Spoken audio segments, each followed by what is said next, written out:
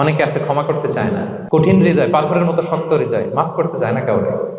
উনি আবার মুনাজাতে বসলে আল্লাহ আল্লাহ আমারে মাফ করো, আল্লাহ আমারে ক্ষমা করো, কাঁদতে কাঁদতে বুক ভাসায়। উনি ক্ষমা চায় মাগার উনি কাউরে ক্ষমা করে না। এরকম ডাকাত আছে না নাই? চিন্তা করছেন?